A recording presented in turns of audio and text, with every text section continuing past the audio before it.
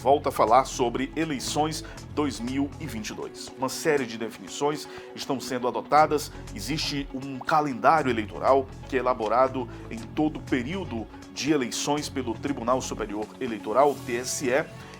Esse calendário determina diversas regras que devem ser rigidamente obedecidas pelos partidos políticos, pelos concorrentes, né, pelos candidatos que postulam em uma vaga, em uma das opções de cargos que nós temos para definição. Como eu falei, diversos estados, entre eles o Piauí, já decidiram seus governadores ainda no primeiro turno, seus deputados estaduais, federais e senadores. Agora é hora de voltar para presidente da República e o calendário eleitoral do TSE tem, portanto, várias regras a serem obedecidas. Uma delas diz que, a partir de hoje, dia 25, nenhum eleitor poderá ser preso ou detido, exceto em caso de flagrante delito ou em virtude de sentença criminal condenatória por crime inafiançável. Então, essa é uma regra rigidamente obedecida pela legislação eleitoral, pelos eleitores, consequentemente,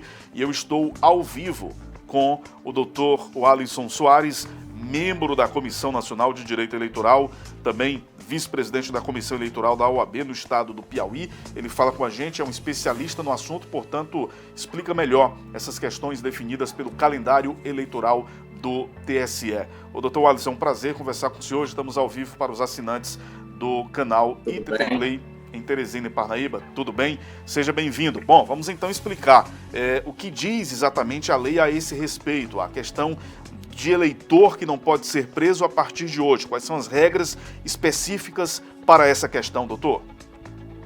Pois é, nós tivemos um primeiro momento, que foi o dia 15, em que os candidatos, no caso presidenciáveis, não poderiam ser presos desde o dia 15 até pós-eleição, até 48 horas após eleições.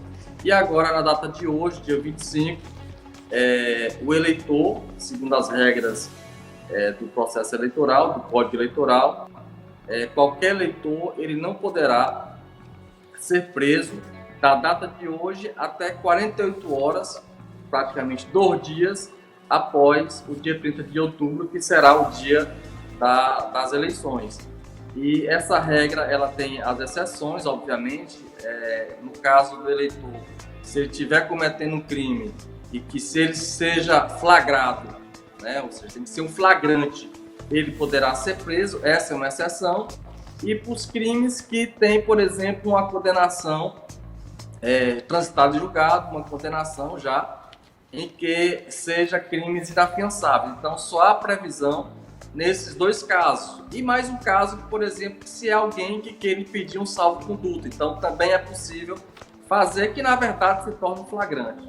Então, são esses 3 momentos que nós temos, essas 3 exceções, e que essa prerrogativa nesse período do eleitor é justamente para possibilitar que o eleitor, ainda que aquele tenha uma decretação de uma prisão temporária, ainda aquele eleitor que tenha uma decretação de uma prisão preventiva, este eleitor poderá, durante esse período, transitar livremente e poderá votar. Isso para quê? Para resguardar, além da prerrogativa do eleitor, resguardar que autoridades, que o Estado, através de seus agentes públicos, eles não possam cometer qualquer abuso de poder político, utilizando-se do Estado.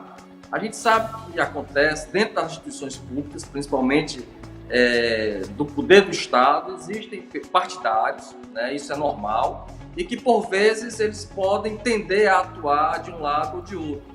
E essa prerrogativa é justamente para inibir qualquer atuação do Estado contra o eleitor, para que a gente tenha a maximização do sufrágio eleitoral a todos os eleitores.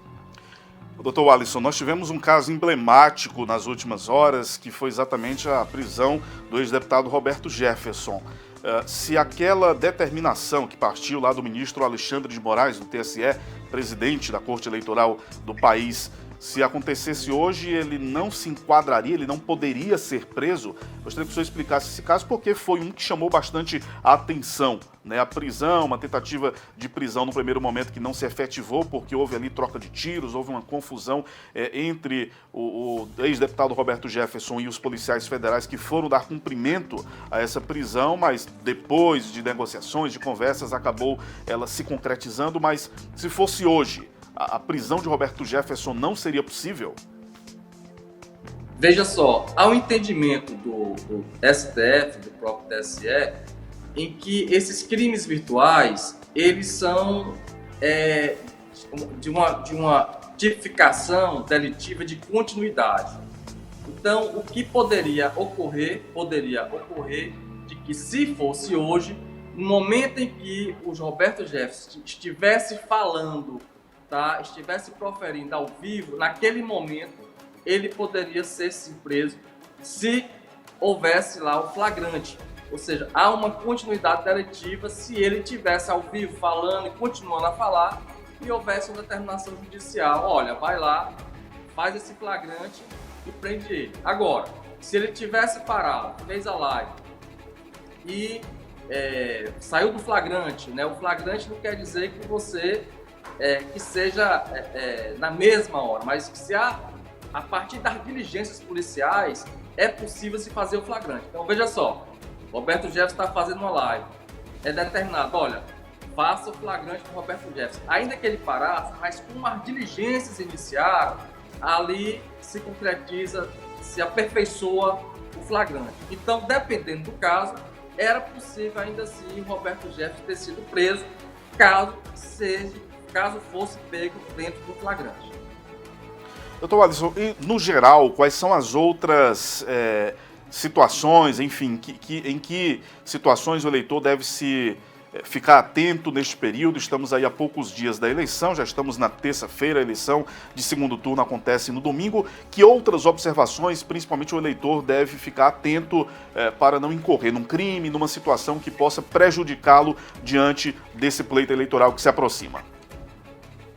Veja só, apesar de ser uma eleição, o segundo turno, aqui, por exemplo, no Piauí, em alguns estados vai ter eleição para governador, mas no Piauí vai ser só para presidente da República. Então, os ânimos, a disputa na rua, ela é um pouco menor, porque nós não temos mais deputados estaduais, federais, governadores concorrendo.